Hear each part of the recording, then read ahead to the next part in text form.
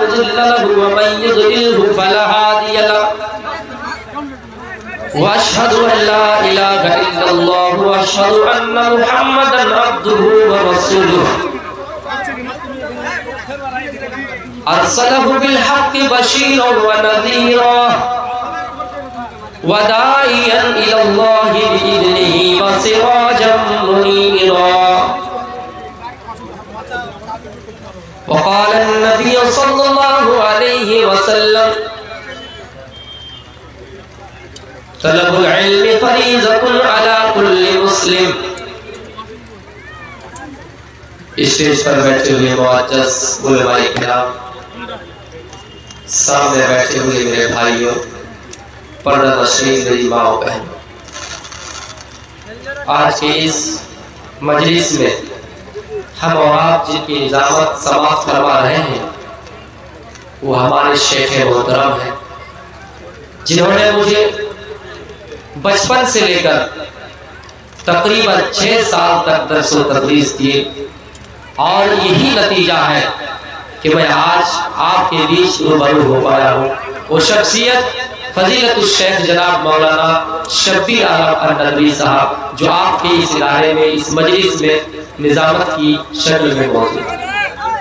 تو میرے بھائیوں، مجھے وقت بہت ہی کم دیا گیا ہے. میں نے ایک حدیث کا ٹکڑا پڑھا، صرف آدھا گھنٹہ کا وقت دیا گیا ہے، اور میں مناسب سمجھتا ہوں کہ اسی میں اپنی باتوں کو سمیٹوں. میں نے ایک ٹکڑا پڑھا کہ طلب العلم فریضۃ علی کل مسلم، کہ ہر مسلمان پر علم سیکھنا ضروری ہے، فرض ہے. اور آپ جانتے ہی کہ علم سیکھنا فرض ہے، اور فرض کیا چیز ہے؟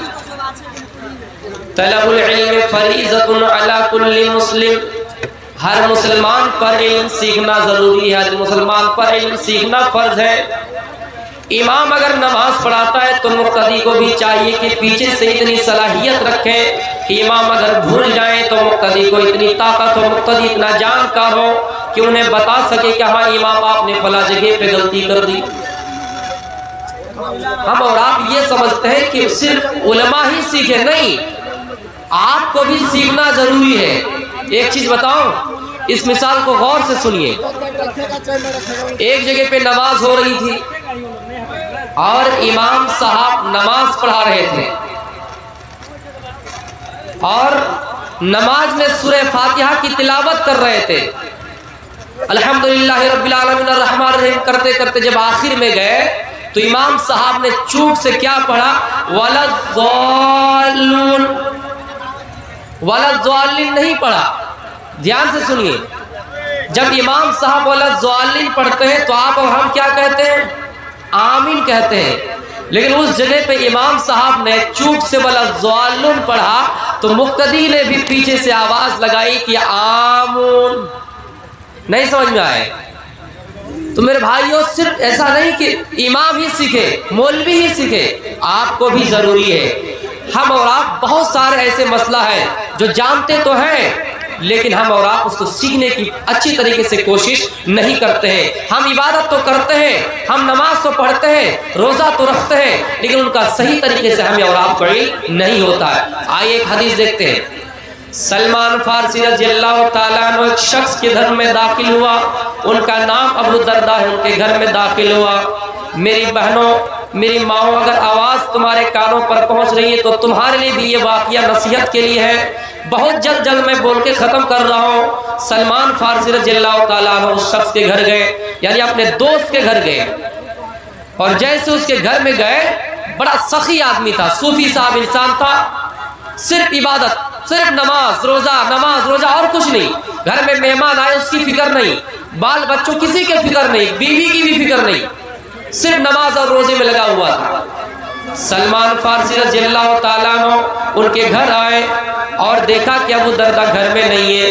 ان کی بیوی کو دیکھا کہ گھر میں موجود ہے، فراآ ام الدرداء، ان کی بیوی ام الدرداء کو دیکھا، اس حال میں دیکھا کہ متبذلۃ بکھرے ہوئے ہیں، سروں میں کنگھیاں نہیں کیے ہیں، بال میں کبھی کنگھیاں نہیں کیے ہیں، تیل لگائے ہوئے نہیں ہیں، ایسے بال بکھرا پڑا ہے اور ایسا لگ رہا ہے کہ اس کا کوئی دنیا میں ہے ہی نہیں، اس کا شوہر نہیں ہے، اس کا بیٹا نہیں ہے، اس کی بیٹی نہیں ہے، کچھ نہیں ہے، اس حال میں وہ پڑی ہوئی ہے گھر میں۔ سلمان فارسی نے دیکھا کہ یار یہ کب سے بالوں میں کنگھیاں نہیں کیے ہوئے ہیں، سروں میں کبھی تیل نہیں لگائے ہیں، آج کل کی عورتیں تو بہت کچھ استعمال کر رہی ہے، اس زمانے میں جو کچھ چل رہا تھا تیل وغیرہ یہ کچھ نہیں کیا ہوا ہے، میک اپ وغیرہ کچھ بھی نہیں کیے ہوئے۔ اس نے ڈائریکٹ دیکھا اور کہا اس حال کا ما شان کی، تمہارا حال ایسا کیوں ہے، تم ایسا کیوں پڑے ہو؟ حدیث کے الفاظ متبذلۃ، ویسا ہے گویا کہ سروں میں تیل نہیں ہے، کبھی کنگھیاں نہیں کیے ہوئے۔ انہوں نے کیا جواب دیا؟ آئے نوجوانوں جواب سنیے، اس عورت نے کہا فلیس لہ حاجۃ، تمہارے بھائی کو مجھ سے کوئی مطلب نہیں ہے، تمہارے بھائی کو تو صرف اللہ سے مطلب ہے، تمہارے بھائی کو تو صرف نماز سے مطلب ہے، تمہارے بھائی کو تو صرف روزے سے مطلب ہے، مجھ سے اس کے کوئی لینا دینا نہیں، کوئی سروکار نہیں، کوئی مطلب نہیں ہے۔ میں کہاں رہتی ہوں، نہ مجھے کھانے کی فکر ہے، نہ کچھ ہے، نہ کبھی کھانا دیتا ہے، نہ کپڑا دیتا ہے، صرف اللہ اللہ کرتا ہے، نماز نماز کرتا ہے۔ اے مسلمانوں، کوئی اگر انسان آپ کے محلے میں ایسا ہے تو ان سے بھی یہ میری اپیل ہے اور میں یہ نصیحت کر کے جانا چاہتا ہوں، اور آگے کا الفاظ سنیے، پورا مکمل سنیے، میں آپ کو تشریح کے ساتھ بتا رہا ہوں۔ میرے بھائیوں، اس عورت نے یہ جواب دیا تو سلمان ہکا بکا رہ گئے کہ کیا بات ہے کہ تمہارے شوہر کو تم سے کوئی مطلب نہیں ہے، صرف نماز سے مطلب ہے۔ اب سنیے، اسلام کو جو لوگ کہتے ہیں کہ اسلام میں صرف نماز نماز نماز، روزہ، بیوی بچوں سے کوئی مطلب ہے ہی نہیں، آئیے سنیے اس واقعے سے اسلام کیا کہتا ہے میرے بھائی۔ سلمان فارسی رضی اللہ تعالیٰ عنہ سے کہ بیٹھے رہے، اتنے میں ابو درداء آئے، کھانا پیش کیا گیا، فصنع لہ طعاما، کھانا پیش کیا گیا، کہا گیا کل کھاؤ، انہوں نے جواب دیا انی صائم، میں روزے سے ہوں، میں کھا نہیں سکتا ہوں۔ میرے بھائیوں، روزہ افطاری کیا، رات کا وقت آیا، سلمان فارسی رضی اللہ تعالیٰ اس حال میں انتظار کر رہے تھے کہ یہ اپنی بیوی سے ملیں گے، اپنی بیوی کے پاس جائیں گے، لیکن وہ جا نہیں رہا ہے۔ رات کے وقت بھی نماز کی فکر رہتی ہے، رات کی تھوڑی دیر گزرنے کے بعد تہجد کا وقت آتا ہے، جاگ جاتا ہے اور اپنے دوست سلمان سے کہتا ہے کہ چلیے نماز پڑھنے۔ وہ دوست کہتا ہے کہ دوست یہ وقت تہجد کا نہیں ہے، آپ جائیے، ان کا اشارہ تھا کہ آپ اپنی بیوی کے پاس جائیے۔ میرے بھائیوں، جب صبح فجر کی نماز دونوں نے ادا کی، فصلیا، دونوں نے نماز پڑھی، نماز پڑھنے کے بعد کیا نصیحت کرتے ہیں یہ دیکھیے۔ سلمان نے نصیحت کی، کیا ہے ابو درداء سنیے، ان لبدنک علیک حقا، تمہارے اوپر تمہارے بدن کا حق ہے، تمہارے اوپر تمہارے جسم کا حق ہے، تمہارے اوپر تمہاری آنکھ کا حق ہے، تمہیں اپنے آنکھ کی بھی فکر کرنی ہوگی۔ تم یہ صرف سوچو گے کہ میں نماز پڑھتا رہوں گا، رات بھر تہجد پڑھتا رہوں گا، تہجد کی نماز پڑھتے پڑھتے اپنی آنکھوں کو تکلیف دیتا رہوں گا اور نماز ادا کروں گا۔ وَإِنَّ لِعَيْنِكَ عَلَيْكَ حَقًّا، تمہارے اوپر تمہاری آنکھ کا بھی حق ہے۔ وَإِنَّ لِضَيْفِكَ عَلَيْكَ حَقًّا، تمہارے اوپر تمہاری پڑوسی کا بھی، تمہارے مہمان کا بھی حق ہے۔ گھر میں مہمان آ جائے تو آپ کو مہمان کی بھی خدمت کرنی ہے، آپ کو مہمان کی بھی دیکھ ریکھ کرنی ہے۔ میرے بھائیو، ایسا نہیں کہ مہمان گھر میں ہے، ہم تہجد میں لگے ہوئے ہیں، ہم اللہ اللہ میں لگے ہوئے ہیں، ہم ذکر اللہ میں لگے ہوئے ہیں، ہم اللہ اللہ میں لگے ہوئے، نبی میں لگے ہوئے ہیں۔ نہیں، مہمان اگر آیا ہے، مہمان کی آپ کو عزت کرنی ہے۔ انہوں نے یہ سارا بیان فرمایا اور لاسٹ میں کہا وَإِنَّ لِأَهْلِكَ عَلَيْكَ حَقًّا وَإِنَّ لِزَوْجِكَ عَلَيْكَ حَقًّا، تمہارے اوپر تمہاری بیوی کا بھی حق ہے۔ صرف ایسا نہیں کہ نماز پڑھتے رہو، روزہ رکھتے رہو، زندگی بھر نماز پڑھو، پوری رات نماز ادا کرتے رہو اور بیوی کا فکر نہیں، بچوں کی کوئی فکر نہیں، تلاشی نہیں، نہیں، اس کا بھی حساب لگے گا۔ ان تمام چیزوں کا تمہارے اوپر حق ہے۔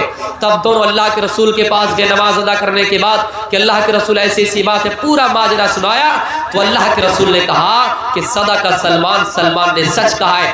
ضروری ہے، صرف ایسا نہیں کہ آپ پوری رات نماز میں لگے رہے، ضروری نہیں ہے کہ آپ زندگی بھر نماز پڑھتے رہے۔ میرے بھائیو، ایسا اسلام میں نہیں ہے۔ اسلام میں تو ایسا ہے کہ آپ اپنے بچوں کی دیکھ ریکھ کیجئے، اسلام میں ایسا ہے کہ آپ اپنی بیوی کی دیکھ ریکھ کیجئے، بیوی बीवी से पूछिए, बीवी आज क्या जरूरत है, आज तुम्हें क्या चीज खाने की इच्छा है, आज तुम्हें क्या चीज खाने का जी करता है, आप कि ये जरूरी है, आपके ऊपर हक है, ये जिस्म का भी आपके ऊपर हक है, आँख का भी हक है।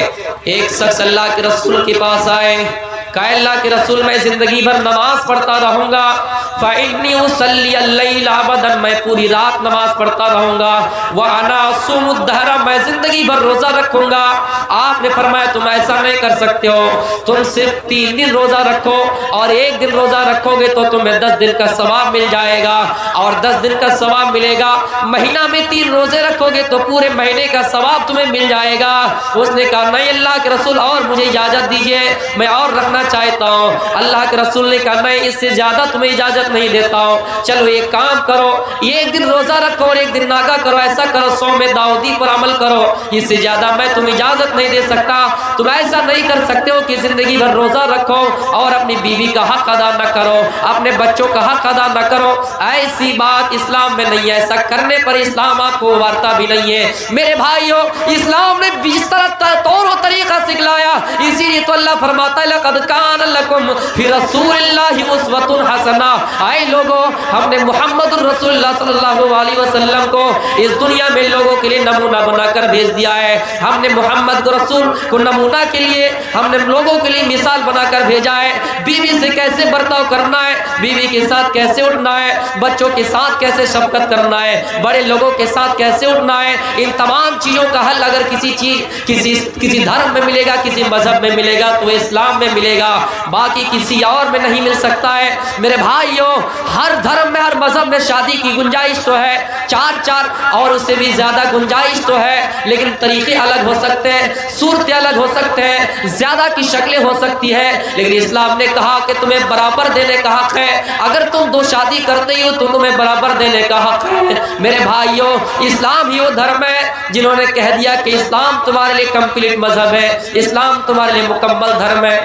3 शख्स अल्लाह के रसूल के पास आए, अल्लाह के नबी की बीवियों के पास आए कि अल्लाह के रसूल कैसा अमल करते हैं दिन में।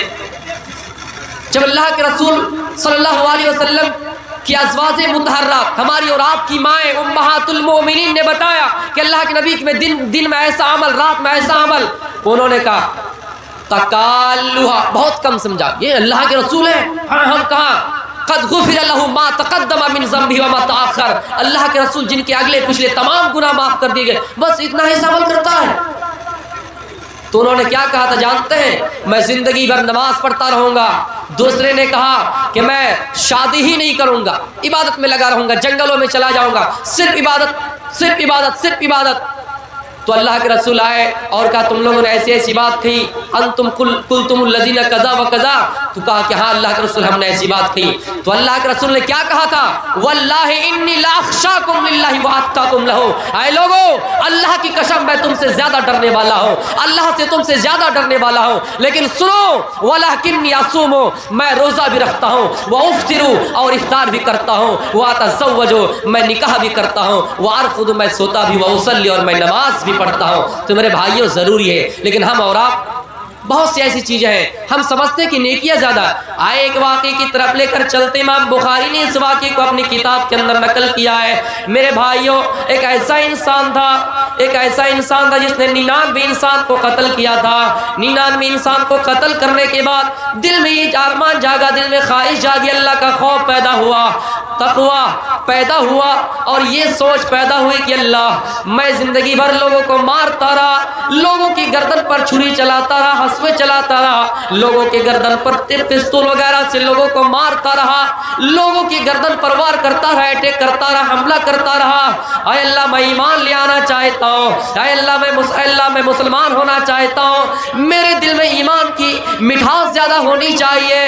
इस जुस्तजू में निकलते कि रास्ते में कोई आलिम मिल जाए, ये बड़ा सा मजमा कहाँ मिल जाए, और उस मजमे में बड़े बड़े उलमा बैठे होंगे, उन उलमा में से फतवा पूछ लेंगे, मसला पूछ लेंगे कि इतने आदमी को कत्ल करने के बाद क्या हमें जन्नत मिल सकती है या नहीं, अल्लाह अपने साए के नीचे मुझे जगह दे सकता है या नहीं। इस जुस्तजू में निकलता है, लोगों से पूछता है कि फला बताओ कहीं ऐसा आलिम हो जो हमें इन तमाम मुश्किलात का हल बताएंगे और हमारे किए हुए करतूतों के बदौलत हमें क्या ملے گی کہ ہمیں جنت اور جہنم دونوں میں سے کیا ملے گی، کہ ہمیں جنت مل سکتی یا نہیں، اس چیز کی جستجو میں نکلتا ہے۔ بہت دن کے بعد ایمان جاگا، پیدا ہوا، وہ آگے گئے، لوگوں نے بتایا کہ فلاں جگہ پہ ایک راہب ہے، صوفی صاحب ہے، نمازی ہے، عبادت گزار ہے، تہجد گزار ہے، صوفی صاحب ہے، وہاں جائیے۔ وہ عالم نہیں تھا، بڑا عالم نہیں تھا۔ ایک کہاوت ہے کہ نیم حکیم خطرہ جان، نیم ملا خطرہ ایمان۔ اگر زیادہ آپ کے پاس صلاحیت نہیں ہے، تجربہ نہیں ہے، اور آپ ڈاکٹری لائن میں اتر جائیں گے تو آپ مریضوں کے لیے کیا بنیں گے؟ رحمت بنیں گے کہ زحمت؟ اور کوئی اگر مفتی وہ جانتا ہی نہیں اسلام کیا ہے، ایمان کیا ہے، اور کسی کو غلط مسئلہ بتائیں گے تو ایمان خطرے میں جائے گا کہ اچھے میں جائے گا؟ تو میرے بھائیوں، نیم حکیم خطرہ جان، نیم ملا خطرہ ایمان۔ تو میرے بھائیوں، راہب کا جب پتہ بتایا، وہ شخص گئے اس کے پاس اور کہا کہ صاحب میں نے 99 انسان کو قتل کر دیا، کیا میرا گناہ معاف ہو سکتا ہے یا نہیں؟ کیا مجھے جنت مل سکتی ہے؟ اتنے لوگوں کا قاتل، اتنے لوگوں کا قتل کرنے والا انسان یہاں آیا؟ نہیں، تجھے کوئی یہاں تیرا راستہ نہیں ہے، تجھے اللہ معاف نہیں کرے گا۔ اس کو بڑا غصہ آیا کہ یار جب مجھے جنت ملے گی ہی نہیں تو تم بھی اس دنیا میں بچ کے کیا کرو گے؟ تلوار نکالی اور اس کو ہی مار دیا۔ تو میرے بھائیوں، ضروری ہے کہ آپ جب جو چیز جان لیں اسی چیز کا فتویٰ دیں، ورنہ فتویٰ مت دیجیے، ورنہ وہی حال ہوگا۔ اتخذ الناس رؤوسا جہالا، جب مولویوں کو چھوڑ کر دوسروں کو ترجیح دی جانے لگے گی، دوسروں سے فتویٰ پوچھے جانے لگیں گے، تو میرے بھائی اور وہ فتویٰ دیں گے، فَضَلُّوا وَأَضَلُّوا، وہ خود گمراہ ہوں گے، دوسروں کو بھی گمراہ کریں گے۔ میرے بھائیوں، وہ انسان پھر دوسرے آدمی سے پوچھتا ہے کہ کیا بتاؤ، میں نے 100 انسان کو قتل کر دیا ہے، 100 انسان کو مار دیا ہے، کیا مجھے جنت ملے گی یا نہیں؟ کوئی ایسا عالم بتاؤ اس کے پاس میں چلوں۔ اس نے بتایا جاؤ، چاپی میں ایک پروگرام ہو رہا ہے، وہاں بڑے بڑے علماء کی شرکت ہے، بڑے بڑے علماء شامل ہیں، بہت مشہور و مایہ ناز خطیب وہاں پہ آئے ہوئے ہیں، وہاں پہ بہت اچھے اچھے عالم آئے ہیں، وہاں جائیے، مسئلہ پوچھئے۔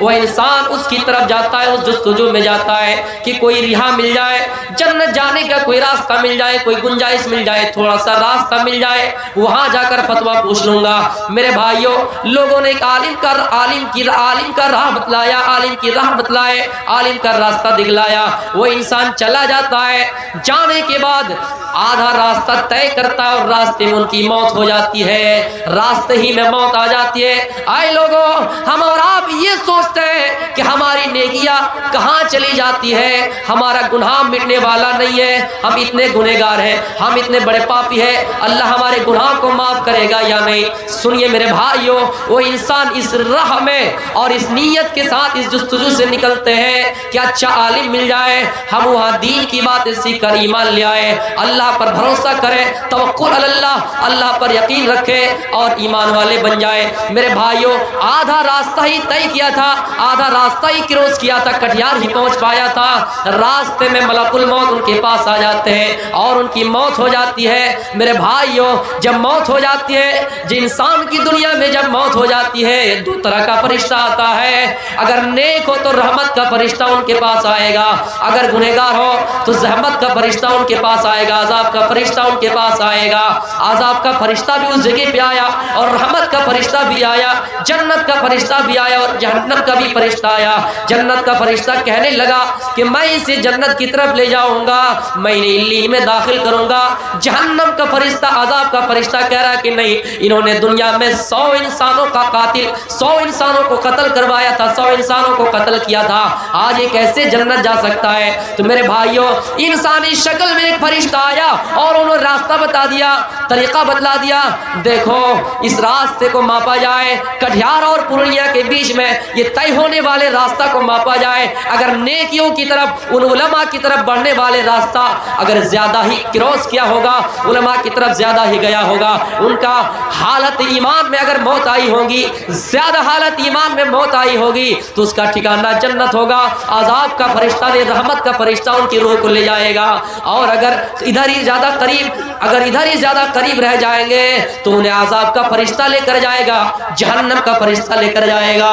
میرے بھائیوں، یہ تمام چیزیں ہمیں اور آپ کو یہ بتلا رہے ہیں کہ ہم اور آپ کتنے تقویٰ اور تہجد گزار ہیں۔ ہم ہیں لیکن ہم جانتے نہیں کہ کب کریں. اس لیے علم سیکھنا ہر انسان کے لیے ضروری ہے, لازمی ہے میرے بھائی. کٹھیار میں ٹرین لگی ہوئی ہے, ہمیں اور آپ کو علم نہیں ہے, ہمیں پٹنہ جانا ہے, ایک ہی طرف گاڑی لگی ہوئی ہے, ایک گاڑی سلی گڑی کی طرف جا رہی ہے, ایک گاڑی پٹنہ کی طرف. لیکن اگر ہمیں علم ہو تو ہم صحیح وقت پہ پٹنہ پہنچ سکتے ہیں. علم نہ ہو ہم جب چاہے جس گاڑی میں بیٹھ جائے اور ہمیں کہاں سے کہاں لے کے جائے. اس لیے علم بہت ضروری ہے, ہمیں اور آپ کو علم سے جڑے رہنا چاہیے. علم ہی وہ چیز ہے, اللہ کے رسول صلی اللہ علیہ وسلم فرماتے ہیں کہ علم کی فضیلت ایسے ہے, عابد پر اگر کوئی عالم ہے اور کوئی عابد, عبادت گزار, تہجد گزار, صوفی, راہب, میرے بھائیوں 14ویں رات کی فضیلت تمام ستاروں پر جس طرح ہے اس طرح میرے بھائیوں اتنا سا فرق بتلایا ہے. لیکن ہم اور آپ علم سے بہت کوسوں دور چلے گئے, علم سے پیچھے چلے گئے. آپ جانتے ہیں کہ ہم کس ملک میں رہتے ہیں, تعلیمی معیار کہاں سے کہاں چلے گئے ہیں. وہ کچھ دن وہاں سفر کر رہے تھے, ٹرین میں کچھ لوگ آئے ٹکٹ دکھانے کے لیے, لڑکا لڑکی ایک ہی جگہ پہ بیٹھا ہوا تھا, کسی کو کہیں جانا تھا, کسی کو کہیں جانا تھا, ٹکٹ میں ہیر پھیر ہو گیا, تبدیلی ہو گئے. جو لوگ آئے تھے ماما شکل میں, نام نہیں لوں گا ورنہ مقدمہ ہوتا ہے, ویسے لوگوں کو اندر ڈالا جاتا ہے, ٹکٹ چیک کرنے کے لیے آئے. ہونا یہ چاہیے تھا کہ اگر معاملہ یہاں تک آ جائے, لڑکا لڑکی دونوں اگر ایک ہی جگہ پہ ہو تو ہم اور آپ کیا کہیں گے, کھڑے ہو جاؤ. دونوں اگر ایک ہی جگہ ہو تو کہیں گے کہ کھڑے ہو جاؤ. ارے لڑکا اگر کہیں جا رہا ہے تو کہیں گے جا رہا ہے, اور لڑکی اگر کہیں جا رہی ہے تو جا رہی ہے, اور دونوں کو ایک ساتھ کہیں گے تو کیا کہیں گے کہ جا رہے ہیں. تو اس جگہ پہ ان کمینوں نے کیا کیا, کیا کہا جانتے ہیں, چلو کھڑا کھڑی ہو جاؤ. ایسے لوگوں کو پولیٹیکل میں کرسی تھما دیے گئے. اسکول میں فلاں اسکول میں انٹرویو ہو رہا تھا, آپ نہیں جان پائے, شاید علماء اس چیز کو سمجھ پائیں گے. انٹرویو لینے کے لیے آئے, بورڈ میں ایک چیز لکھا NATURE, اور سب ودیارتھی سے پوچھ رہا ہے, سب اسٹوڈنٹ سے پوچھ رہا ہے کہ کیا لکھا ہے. کوئی نہیں پڑھ پایا کہ یہ نیچر ہے, کوئی نہیں پڑھ پایا. سب کہہ رہا ہے کہ نٹور ہے, کوئی نٹور ہے, کوئی کچھ پڑھ رہا تھا. جب ٹیچر کے پاس آیا, ادھیاپک کے پاس آیا, ان سے پوچھا کہ تمہارے بچوں کی ایسی استھتی کیوں ہے, اسکول کی استھتی کیوں ہے, تمہیں نوکری سے برخاست کر دیا جائے. ٹیچر کیا کہتی ہے جانتے ہیں, ٹیچر کہہ رہے کہ اگر نوکری سے ہمیں برخاست کرو گے تو ہمارا پھوٹو رو کے کیا ہوگا. تمہارے بھائیوں ایسی ایسی صورتحال ہے. آئیے میں ایک واقعہ بتا رہا ہوں گوتم بدھ کے سلسلے میں. گوتم بدھ نے ایک مرتبہ کہہ دیا تھا 32 آگم سوتر کے اندر, ان میں سے ایک میں یہ واقعہ آج بھی لکھا ہوا, اور اس کے اوپر انجنا اوم کشیپ جو اینکر ہے بہت بحث کرتی رہتی ہے. گوتم بدھ نے ایک بات لکھ دی تھی کہ ایک انسان کو 4 پتنیاں ہونا ضروری ہے. اس کے اوپر کافی دیر تک بحث چلی. 4 پتنیاں, تو گوتم بدھ نے آگے تشریح بھی کیا 4 پتنیاں کیسی تھی. ایک انسان تھا, 4 پتنیاں تھی, بہت محبت کرتا تھا. محبت کرتے کرتے جب موت کا وقت قریب آیا, انتقال کا وقت قریب آیا, مرتو کا سمے قریب آیا, اس آدمی نے اپنے 4 بیوی کو ایک ایک کر کے باری باری اپنے قریب بلایا اور کہا دیکھو بیوی, میں نے تم سے زندگی بھر محبت کی, مانتے ہو؟ کہاں, کیوں نہیں, میں تمہیں یہ سامان فلاں جگہ سے فلاں بازار سے خرید کر لا کر دیتا تھا, مانتے ہو؟ کہاں, کیوں نہیں. کہ میں تم سے زیادہ محبت کرتا تھا, حالانکہ ماں باپ سے بھی زیادہ تم سے محبت کرتا تھا, کچھ لوگ ہوتے ہی ہے. کہاں, مانتی ہوں. بیوی ایک کام کرو, میں مرنے جا رہا ہوں, ایک کام کرو, میں اس دنیا کو چھوڑ کر الوداع کہہ رہا ہوں, رخصت ہو رہا ہوں, تم بھی میرے ساتھ چلو, شمشان گھاٹ میں بھی تم بھی میرے ساتھ چلو, تم بھی اپنی میرے ساتھ جا کر چیتا جلا دینا. میں جب مجھے جلایا جائے, میرا چیتا جلایا جائے, تو تم بھی اس اپنے شو میں, میرے شو میں تم بھی کود جانا اور بلی دے دینا, تم بھی میرے ساتھ اس دنیا میں چلو. گویا کہ گوتم بدھ کا ایمان تھا اس بات پر کہ اس دنیا جانا ہے. گوتم بدھ نے اپنی پتنی سے کہا تم جانے کے لیے تیار ہو؟ اس پتنی نے کہا کہ نہیں, میں نہیں جا سکتی. آئے میرے شوہر, دنیا کی محبت تمہارے لیے اور ہمارے لیے منڈلا رہی تھی, یہ مانتی ہو؟ تم دنیا میں مجھ سے محبت کرتے تھے, یہ بھی مانتی ہو؟ دنیا میں فلاں جگہ سے سامان خرید کر لا کر مجھے دیتے تھے, اپنے ماں باپ کو چھپا کر مجھے لا کر دیتے تھے, ماں کا دروازہ کراس کر کے میرے کمرے میں لا کر مجھے دیتے تھے, اور میں خوش ہو جاتی تھی, یہ بات میں مانتی ہوں. لیکن آج تم اس دنیا سے جا رہے ہو, میں تمہارے ساتھ جانے کے لیے تیار نہیں. جاؤ تم مر رہے ہو، تم جاؤ مرو، میں تمہارے ساتھ جا نہیں سکتی۔ اس نے کہا بیوی کیا محبت کی یہی مثال ہے؟ کہا ایسی ہی مثال ہے۔ دنیا میں انسان ایک انسان کا اس وقت تک کر لے ہے جب تک وہ انسان اس کو کچھ دیتا رہتا ہے اور جب تک اس کو کچھ ملتا رہتا ہے۔ آج میں آپ کو کچھ نہیں دے سکتی اور آپ بھی مجھے کچھ نہیں دے سکتے، آپ اس دنیا سے جا رہے ہیں، لہٰذا آپ جائیے، میں آپ کے ساتھ اس دنیا میں جانے کے لیے تیار نہیں ہوں۔ انہوں نے اپنی دوسری بیوی کو بلایا اور اپنے قریب بٹھایا اور کہا محترمہ دیکھو میں اس دنیا سے جا رہا ہوں، تم میرے ساتھ چلو۔ کہا کیسے؟ کہا تمہاری پہلی بیوی نے کیا بتایا؟ کہا وہ کہا کہ نہیں جائے گی۔ کہا تم جاؤ گی؟ کہا ہاں میں جاؤں۔ نہیں، انہوں نے بھی کہا کہ نہیں جاؤں، انہوں نے بھی انکار کر دیا۔ تیسری بیوی کو بلایا، تیسری بیوی نے بھی وہی جواب دیا جو دوسری بیوی نے جواب دیا، جو پہلی بیوی نے جواب دیا وہی تیسری بیوی نے جواب دیا، لیکن تیسری بیوی کا جواب تھوڑا سا ہٹ کر یہ تھا، انہوں نے کہا دیکھو میرے شوہر، آئے میرے پتی، میں آپ کے ساتھ زندگی بھر رہی، آپ میرا جیون ساتھی ہے، آپ کے ساتھ میں نے 60 سالہ زندگی گزار دی، لیکن آپ اس دنیا سے آپ جا رہے ہیں، میں آپ کے ساتھ جانے کو تیار نہیں ہوں، لیکن اتنا کر سکتی ہوں کہ جب آپ کی شو کو جلایا جائے، جب آپ کی لاش کو جلایا جائے، شمشان گھاٹ میں آپ کی چتا کو جلایا جائے تو میں وہاں تک جا سکتی ہوں، اس کے علاوہ کچھ نہیں کر سکتی، میں بھی اس دنیا جانے کے لیے تیار نہیں۔ تیسری بیوی تھوڑی سی لائن پہ آیا اور کیا کہا کہ میں شمشان گھاٹ تک جا سکتی ہوں۔ چوتھی بیوی کو بلایا، کہا بیوی میں 3 بیویوں سے زیادہ محبت کرتا تھا لیکن تم سے نفرت کرتا تھا۔ تینوں بیوی نے انکار کر دیا، کیا تم میرے ساتھ جاؤ گی؟ کہا میں کیسے جا سکتا ہوں، میں کیسے جا سکتی ہوں؟ تینوں بیوی نے آپ کا انکار کر دیا۔ چلو ایک کام کرتے بیوی، اے میرے شوہر میں آپ کے ساتھ جانے کے لیے تیار ہوں۔ چوتھی بیوی نے ہاں بھر دیا۔ اب سنیے گوتم بدھ نے کیا بتانا چاہا اور کیا مقصد تھا 4 پتنیوں سے مراد میرے بھائیوں۔ اب اس جگہ پہ پوائنٹ کی طرف آتا ہوں۔ 4 پتنیوں سے مراد گوتم بدھ کا کیا تھا؟ پہلی پتنی سے مراد انسان کا جسم ہے۔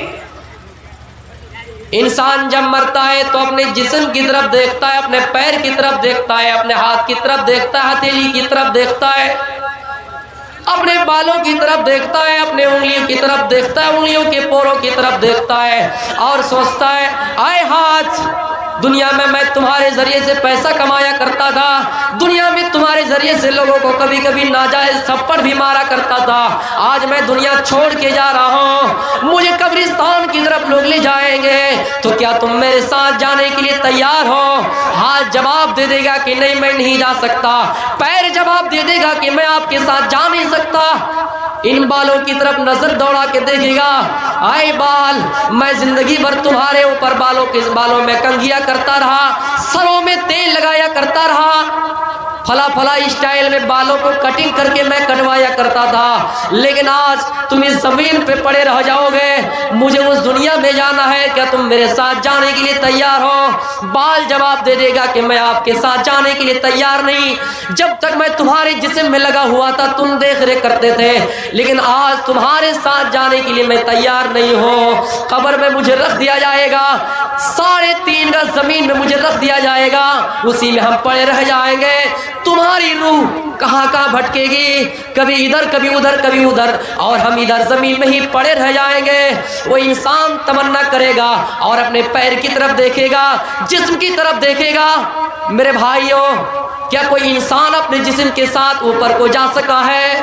نہیں جا سکا ہے۔ گوتم بدھ کے اندر بھی یہ ایمانی جذبہ تھا، وہ انسان کا جسم ہے، ہر انسان کی 4 پتنیاں ہونی چاہیے، اس سے مطلب گوتم بدھ یہ بتانا چاہتے ہیں کہ پہلی پتنی سے مراد انسان کا بدن ہے، انسان کا جسم ہے، آپ کے ساتھ جانے کے لیے کبھی تیار نہیں۔ دوسری پتنی انسان کا مال ہے، انسان کی دولت ہے، انسان کی پراپرٹی ہے۔ جب انسان مرتا ہے مال کی طرف دیکھتا ہے، زمین کی طرف دیکھتا ہے، مکان کی طرف دیکھتا ہے، بلڈنگ کی طرف دیکھتا ہے، جو بلڈنگ اس مالک کے فیس کے بغیر، چہرے کے بغیر کھلتا بھی نہیں تھا، ان کا دروازہ لاک ہو جاتا تھا، ان کی پرمیشن کے بغیر کوئی اس کے گھر میں نہیں آ سکتا تھا، لیکن اس گھر کو چھوڑ کے الوداع کہہ جائیں گے اور کہیں گے آئے گھر میں تمہیں چھوڑ کے جا رہا ہوں، کیا تم میرے ساتھ جانے کے لیے تیار ہو؟ گھر کا بھی وہی جواب ہوگا کہ میں تمہارے ساتھ جانے کے لیے تیار نہیں ہوں، زمین کا بھی وہی جواب ہے کہ میں تمہارے ساتھ جانے کے لیے تیار نہیں ہوں۔ میرے بھائیوں، دنیا کی تیاریاں کر لیجئے، دنیا میں تمام سامان کو چھوڑ کر ہم اور آپ جا رہے ہیں، لیکن ہم اور آپ آخرت کی تیاری نہیں کر رہے۔ تیسری پتنی سے مراد انسان کے رشتہ دار ہیں، باپ ہے، بھائی ہے، ماں ہے، بہن ہے۔ باپ سے اتنی محبت ہے، باپ کبھی نہیں چاہتا کہ میرا بیٹا مجھ سے الگ ہو۔ ماں سے اتنی محبت ہے، بارش کے قطروں میں ماں بھیگتی ہوئی اپنے پروں کے نیچے، آنچل کے نیچے اپنی اولاد کو چھپائے رکھتی ہے میرے بھائیوں۔ لیکن وہی اولاد جب مرنے کے قریب آئے، جب مر جائیں گے، ماں مر جائیں گی، آپ مر جائیں گے، زیادہ سے زیادہ قبرستان تک جا سکتی ہے، اس کے علاوہ نہیں۔ تیسری پتنی نے کہا تھا کہ میں شمشان گھاٹ تک تو جا سکتی ہوں، اس کے علاوہ نہیں جا سکتی ہوں۔ اور چوتھی پتنی سے مراد انسان کا اعمال ہے میرے بھائیوں، ٹوٹی پھوٹی اعمال، چاہے کچھ بھی کرو وہ آپ کے ساتھ جائیں گے اور اس کے علاوہ کچھ اعمال آپ کے ساتھ نہیں جا سکتے ہیں۔ تو میرے بھائیوں، میں علمی سلسلے میں تقریر کر رہا تھا، ایک ہی تقریر میں کر رہا ہوں، تو میرے بھائیوں، 4 پتنیاں سے مراد یہاں گوتم بدھ کا یہ بتانا مقصود تھا۔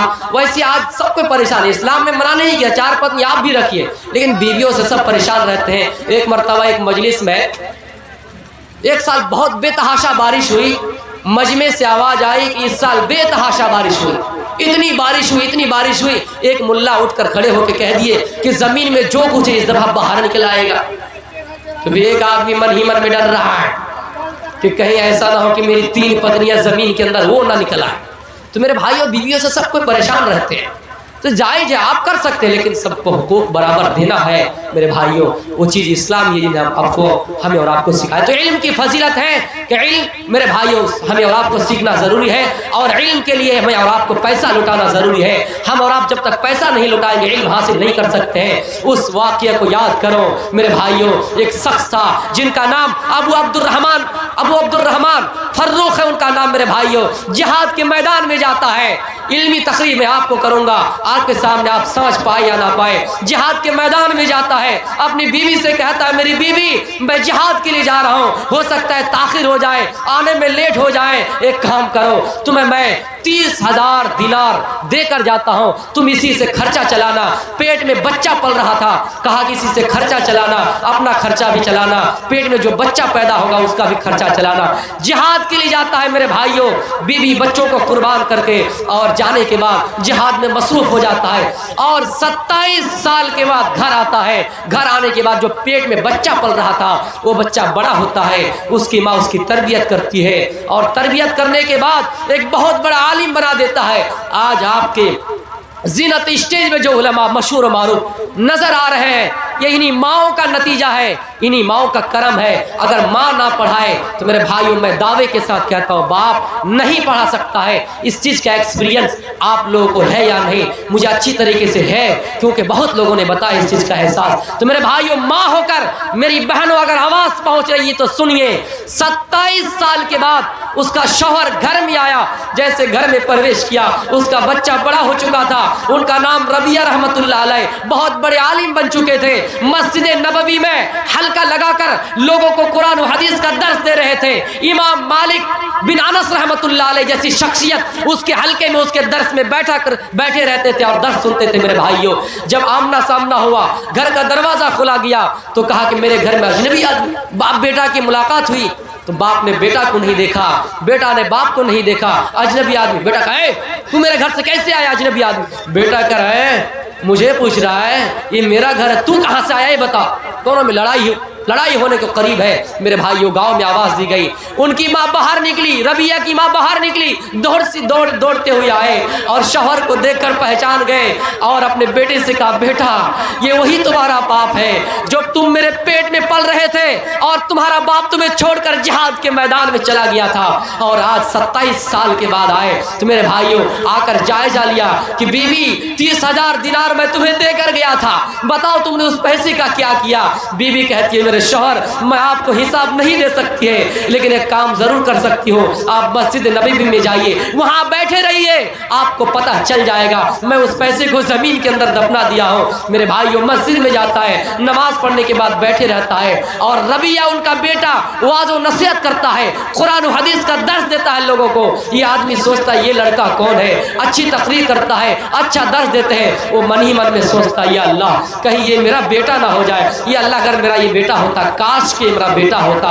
میرے بھائیوں جب پوچھا گیا کہ یہ کون ہے، بتایا کہ یہ تمہارا بیٹا ہے، بیٹے سے گلے ملایا کا بیٹا، جو میں خواب دیکھ رہا تھا وہ خواب سچ نکلا ہے، اللہ نے وہ حقیقت میں کر دکھایا۔ جلدی سے گھر میں آیا اور بیوی کو کہا بیوی اللہ کی قسم تم نے 30,000 دینار ما ضیعتہ تم نے برباد نہیں کیا ہے، تم نے اس کو صحیح راستے میں لگایا ہے، لیکن ہماری اور آپ کی صورتحال یہ ہے کہ ہم تعلیمی میدان، علمی میدان، جو لڑکا آپ کے لیے شفاعت کا ذریعہ بن جائے ہم اور آپ اس کے لیے پیسہ خرچ نہیں کرتے ہیں۔ اسکولوں میں 500 روپیہ، ٹیوشن میں ہم 1000 روپیہ خوشی خوشی دے سکتے ہیں، لیکن ان بیچارہ مدارس میں ان ٹوٹی پھوٹی چٹائیوں میں بیٹھ کر درس دینے والے علماء کی ہم عزت نہیں کر سکتے ہیں۔ میرے بھائیوں یہی وہ علماء ہے، اگر آپ کے اندر باقی ہے تو اسلام باقی ہے۔ میرے بھائیوں اس لیے ہمیں اور آپ کو علم کی قدر کرنی چاہیے۔ میرا وقت ختم ہو رہا ہے، میرا وقت ختم ہونے جا رہا ہے، اس لیے میرے بھائیوں آگے بولنا یہ چاہتا ہوں کہ علم ضروری ہے۔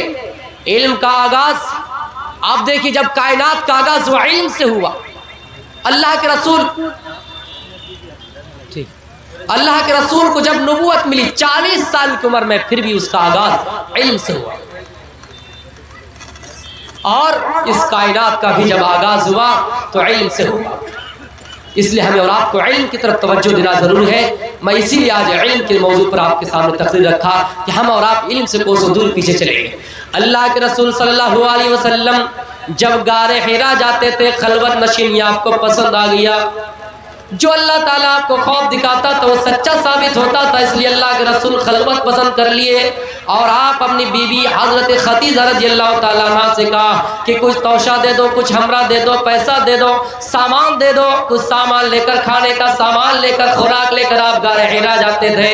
غار حرا میں بیٹھے ہوئے تھے، اتنے میں اچانک فجاءہ الملک، فرشتہ یا جبریل علیہ السلام آئے، جبریل علیہ السلام آئے اور آ کر آپ سے پہلی مرتبہ کہا کہ اقرا پڑھو، حالانکہ آپ کو کچھ نہیں جانتے تھے۔ آپ کا جواب دی تھا ما انا بقاری، ما انا بقاری، میں پڑھنا نہیں جانتا ہوں، میں امی ہوں، میں ان پڑھ ہوں، میں پڑھنا نہیں جانتا ہوں۔ جبریل علیہ السلام نے سینے سے زور سے دبایا، ایسا دبایا پسلیاں ادھر ادھر۔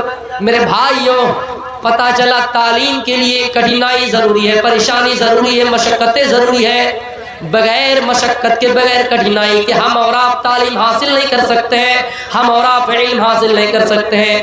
لیکن میرے بھائیوں مدارس میں اگر بچوں پر کوڑے لگائے جائیں، ہاں اگر دوسرے لوگ آپ کے بیٹے کو مارے تو آپ برداشت کر جائیں گے، لیکن بیچارہ مولوی اگر آپ کے بیٹوں کو مارے آپ مقدمہ کریں گے، آپ پنچایتی کریں گے، اور یہ جواب دیں گے کہ 2 کوڑیوں ملا کی کیا اوقات ہے۔ آپ یہ جواب دیں گے میرے بیٹے کو مارنے والا کون ہوتا ہے؟ اللہ کے رسول صلی اللہ علیہ وسلم کو زور سے دبایا، آپ نے کہا میں پڑھنا نہیں جانتا ہوں۔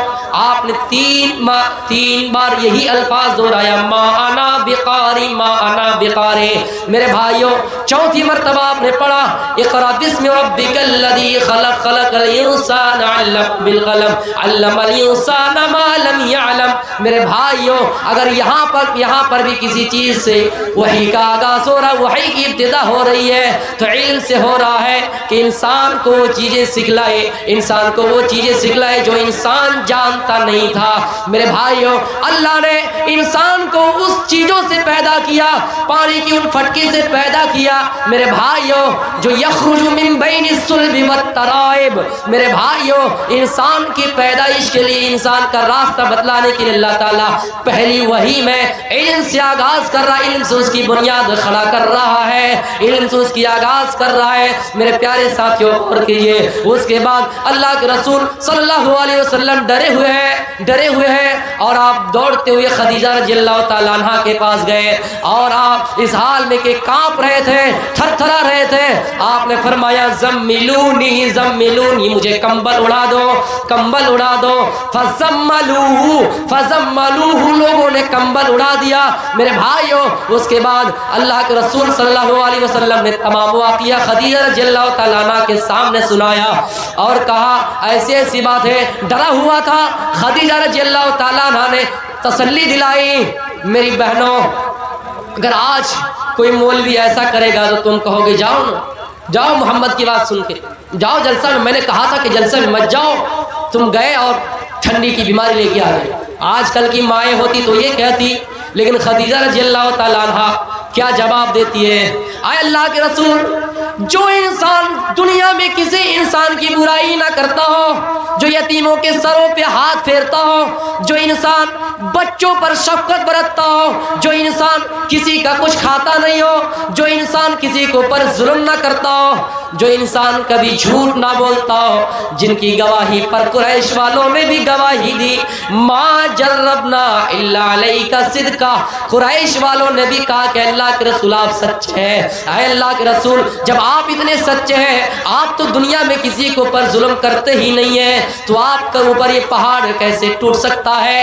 آپ کے اوپر یہ مصیبت کیسے آ سکتی ہے؟ اللہ آپ کو کیسے رسوا کر سکتا ہے؟ میرے بھائیو، خدیجہ نے تسلی دلائے، کہا کہ اللہ آپ کو ضرور کچھ بنائے گا، اللہ آپ کو نبوت عطا کرے گا. یہ کہہ کر خدیجہ رضی اللہ تعالیٰ عنہ آپ کو لے کر ورقہ بن نوفل کے پاس لے کے چلے گئے. ان کا چچا زاد بھائی تھا، ان کے پاس لے کے گئے. آگے کا الفاظ میں بتانا چاہتا ہوں. جب ورقہ بن نوفل کے پاس لے گیا اور انہوں نے کہا کہ تمہارے بیٹے تمہارے بھتیجے نے ایسی ایسی بات کہی، ایسا ایسا ان کے سامنے پیش آیا. ورقہ بن نوفل سمجھ گئے، کیونکہ وہ انجیل وغیرہ کی شرح لکھا کرتے تھے جو سریانی زبان میں نازل ہوئی تھی، عبرانی زبان میں وہ لکھا کرتے تھے. میرے بھائیوں، انہوں نے ایک پیشین گوئی پڑھی تھی، پیشین گوئی کی اور کہا اے محمد، اے میرے بھتیجے. آپ سب پڑھ لیا کہ یہ صلی اللہ علیہ وسلم، کہا اے میرے بھتیجے، آپ کے پاس وہی فرشتہ آیا تھا جو حضرت موسیٰ علیہ السلام کے پاس بھی کبھی آیا تھا. آپ کے پاس وہی شخص آیا جو موسیٰ علیہ السلام کے پاس اور دیگر انبیاء کرام کے پاس آیا کرتا تھا. اے محمد، اے میرے بھتیجے، دیکھنا کہیں ایسا نہ ہو اور آپ ایسا کیا. انہوں نے یہ بھی کہہ دیا کہ دیکھنا آئندہ اگر میں زندہ رہوں تو آپ کی جہاں تک ہو سکے مدد کروں گا، اور آئندہ دیکھنا آپ کی قوم آپ کو باہر نکالے گی، آپ کو ملک سے باہر نکالے گی. اللہ کے رسول کہتے ہیں کہ اے فلاں، اے میرے چچا، کیا مجھے میری قوم ملک سے نکال دیں گے؟ کیا میری قوم مجھے بستی سے نکال دیں گے؟ کہاں آپ کو آپ کی بستی سے نکال دیا جائے گا. اگر میں زندہ رہوں تو آپ کی مدد کرنے کی کوشش کروں گا. تو میرے بتانے کا مقصد یہ ہے کہ ہر دور میں چاہے کوئی بھی پروان کو چڑھا ہے، میرے بھائیوں، ان کو ہر دم پیچھے گرانے کی کوشش کی گئی ہے. اور آپ دیکھ لیجئے انڈیا میں ایسے ایسے حالات ہیں، مسلمانوں کے اوپر، مولویوں کے اوپر، عالموں کے اوپر کیسے، لیکن ہمیں اور آپ کو ضروری ہے کہ ہم اور آپ عالموں کی عزت کریں، قدر کریں. ہم اور آپ نہیں سمجھیں گے ان مقام تو غیر کیسے سمجھیں گے؟ آج کسی کو جیل میں ڈالا جائے، ہم یہ انسان کی صفائی بیان نہیں کر رہے. آپ کو ایک بات میں بتا دینا چاہتا ہوں، ہم یہ نہیں کہتے کہ کوئی بھی دنیا میں انسان بالکل معصوم ہے، کیونکہ اگر کوئی انسان معصوم علی خطا ہے تو اس خلاف جائیں گے. انسان گناہوں سے ان کا جڑا ہوا رہتا ہے، وابستہ رہتا ہے، وہ مرکب ہے گناہ سے، اس لیے ہم کسی کی صفائی بیان نہیں کرتے ہیں. لیکن اگر کسی کو ڈالا جا رہا ہے تو یہ بھی تو یہ بھی ایک طرح کی سازش ہے. میرے بھائیوں، جیل میں ڈالنے کی کوشش کی جا رہی ہے، لیکن ہم اور آپ اس چیز کی بنیاد کھڑا کر رہے ہیں. خود ہم جگہ دوسروں کو دے رہے ہیں، تب دوسرا موقع پا کر ایسا کرتے ہیں. تو میرے بھائیوں، خصوصی آپ سے میری دعا ہوگی، اپیل ہوگی کہ آئندہ ایسی حرکت نہیں کیجیے گا. اس گھر کا اگر کوئی جھگڑا ہو، ہم اپنے گھروں میں سنبھال لیں گے. گھروں کا جھگڑا گھروں میں الجھا لیں گے. اس گھر کو آگ لگ گئی اس گھر کے چراغ سے. ہم سب کو دعا دے کر جا رہے ہیں کہ وقت کم ملنے پر میں صحیح سے تشریح نہیں کر پایا، سمجھا نہیں پایا.